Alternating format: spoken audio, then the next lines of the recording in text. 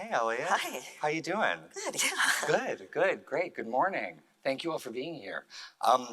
So, a little over 3 years ago, you disclosed on your Instagram that you were trans. And a few months later, you appeared on the cover of this magazine to share your story in full for the first time. I think we might have a visual with that if our AV plays ball with me. No? Oh, there it is. There it is. That's for my little dog, Mo. Yeah, the dog is a crucial element. Yeah. Crucial element of the frame. I was one of the editors on that story with Times deputy editor Kelly Conniff, who's probably somewhere out there. And I remember, really wanting that moment to be a kind of triumphant and celebratory one for you. Can you take us back to that experience and sort of what you were feeling as you were preparing to share this story for the first time? Sure. I mean, it was definitely a mixture of feelings.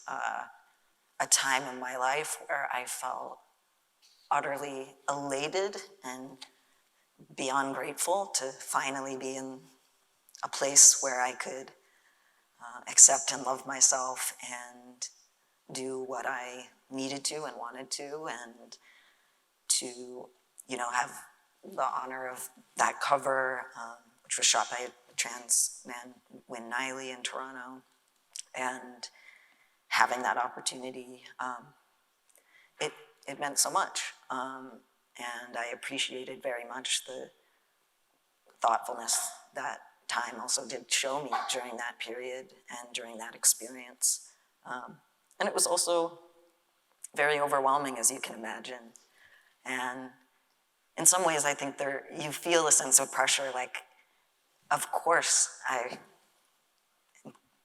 always experiencing trans joy in the sense that, like, all these moments I have in my life in which I feel like I'm alive and thriving, but there can also be trans anxiety and trans grief and anger and all those things. So I think that period was just a lot of different emotions of feeling so grateful and excited,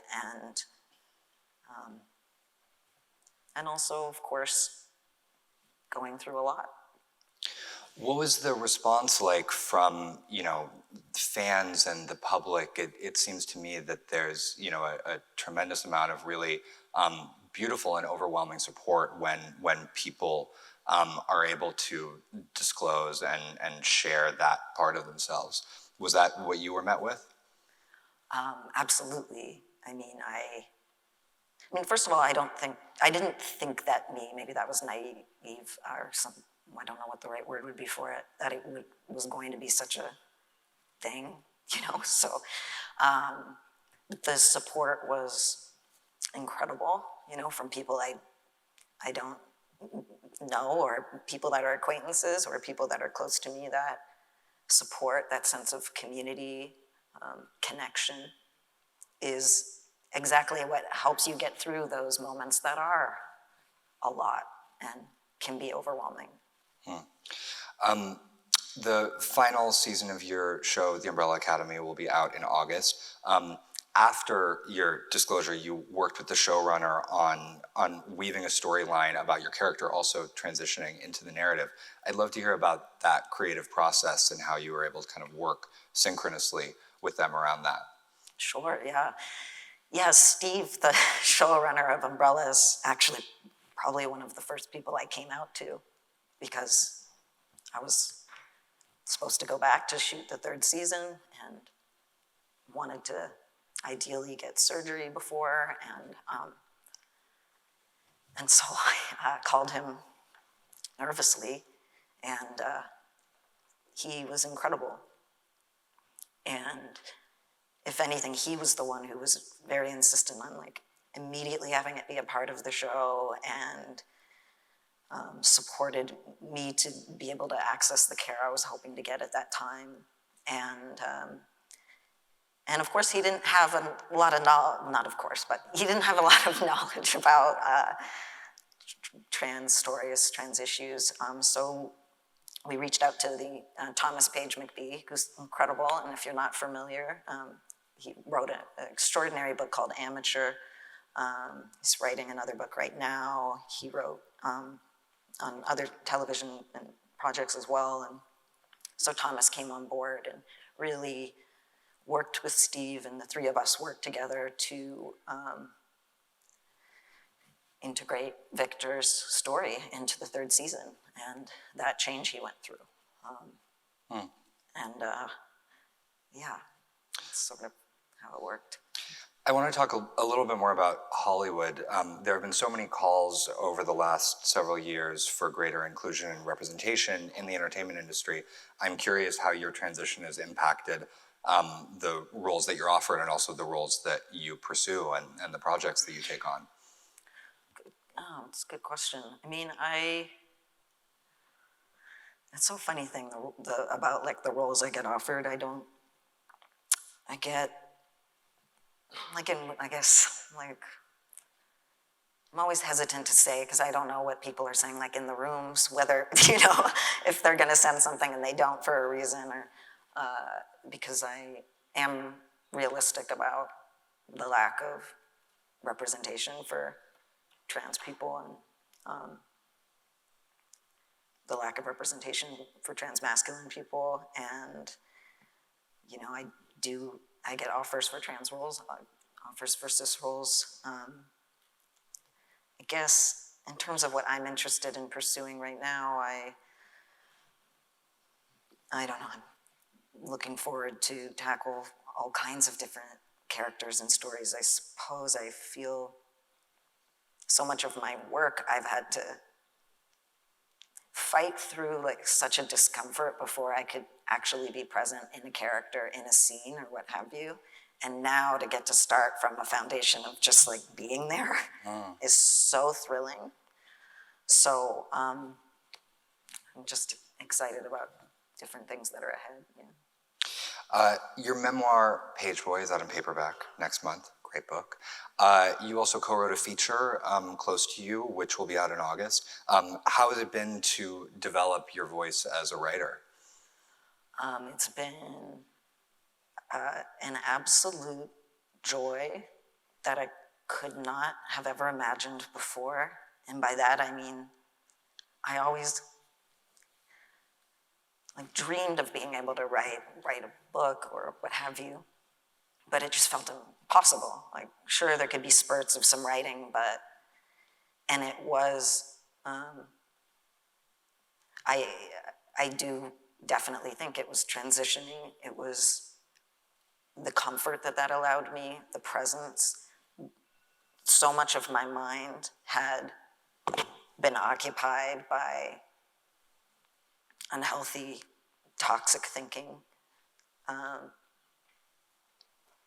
And now I had this space where my consciousness was just like flowing, and it was so exhilarating, just being able to sit down and write.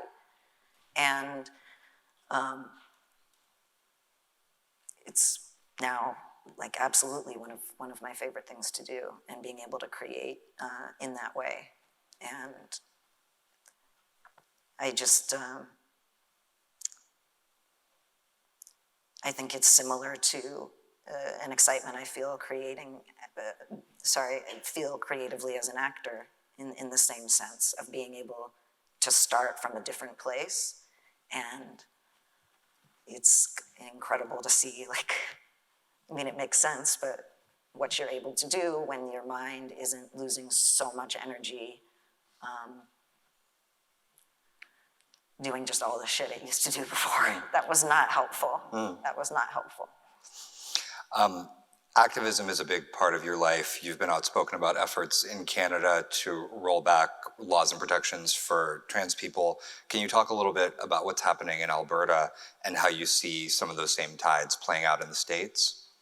Sure. I mean, I guess in terms of Canada, I think sometimes people have a certain thought about Canada. I do, yeah. Yeah. And there's certain things, that's like we have, people can have health care. But there's also, we have the same issues in Canada that exist in the United States. And sometimes I think Canada hides behind a bit of its, branding, so to speak, when we have the same issues. So the same anti-trans rhetoric, misinformation, lies, et cetera, that's being perpetuated by politicians and various people with massive platforms is making its presence known in Canada as well. In Alberta, in New Brunswick, are like two particular places. But again, it's the same, unfortunately right now, rather overwhelming tactic of just these attacks coming from all sides in terms of trans existence, whether it's healthcare, ID, the use of bathrooms, the ability to play sports, et cetera. Just, pushing people out of life. So yes, it's becoming a massive problem in Canada as well. It strikes me that so much of what's happening politically right now is about controlling people's access to bodily autonomy. And I think the fight for reproductive freedom here in the States is also deeply connected with the fight for trans liberation. How can we build more coalition between those two camps? Gosh. You don't have to solve it I right don't now. know if I'm the one that has someone much more well-versed and knowledgeable than me would be able to have probably a proper answer. But I think, again, yes, it's about finding connection in these movements, because they are all connected, right? It's bodily autonomy, being able to have control over your body, over your life, over your future. That's, of course, something that powers that be, that toxic systems of power and oppression are going to go after. And those fights and resistant movements are absolutely connected. So hopefully we can see more, coalition and what have you. You've long used your platform to amplify other voices. Years ago, I read a great book off your recommendation called Split Tooth by the Inuit writer Tanya Tabak. Amazing. Who are some of the artists, writers, creators that you're excited about right now? Oh my gosh. Artists, writers, creators that I'm most excited about right now. Well, I guess many. Travis Alabanza, if you're not familiar, the incredible British playwright and writer, and their memoir called None of the Above is amazing. It came out in the States a couple months ago. So Travis is incredible. Thomas Page McBee, obviously, is someone I adore, who's an incredible friend, incredible writer, and always want to, devour everything that they create. Chase Joint, who made this stunning documentary, Framing Agnes, and An Ordinary Man. Continue. I just read their book that's going to be coming out, and they just continue to be doing incredible work. I'm sure I'll think of more as, yeah. We were chatting yesterday about, the kind of state of things around trans liberation and LGBTQ equality, and that it is hard not to feel doom and gloom about some of these issues. What do we have to feel hopeful about right now? I'm just kidding. I'm just kidding. I'm so full of hope.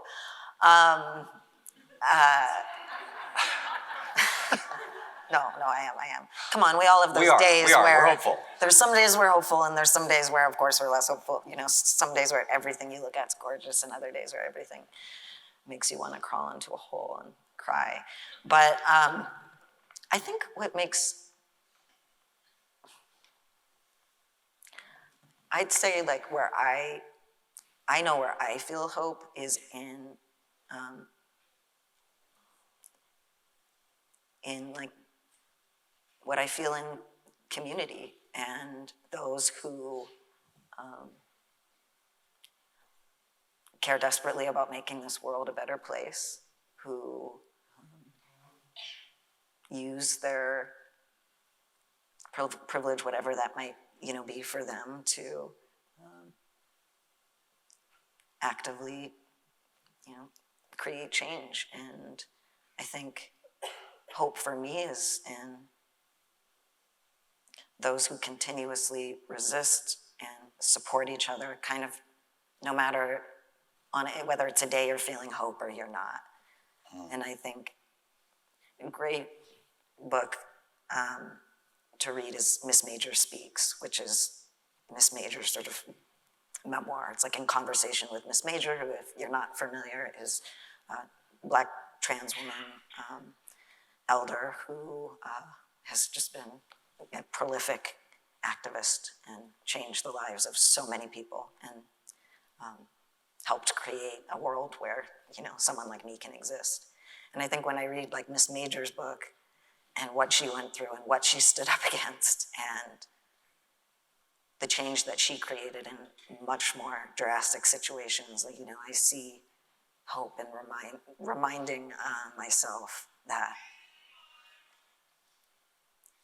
exactly that progress is not linear, and we might not, see the changes from government that you want to see, and we have to rely on each other.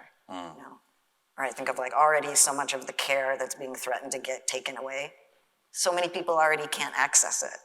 So it's already, all of the things that are like being taken away is actually already an issue for so many people, particularly trans people who aren't in a position like me where I can pretty easily get surgery and pay for it, have access to get great health care, to get my blood levels checked because I'm on testosterone, et cetera, et cetera, et cetera, et cetera, et cetera. All these aspects that we don't necessarily think about if we're not familiar with the issues. Sorry, that was relatively long-winded, and I don't know if very on point to what you were asking. But, No, okay. there is much to hope for. Okay. We can agree on that. Elliot Page, thank you so much for being here with us today. Thank you so much. Thank you all for being here this morning.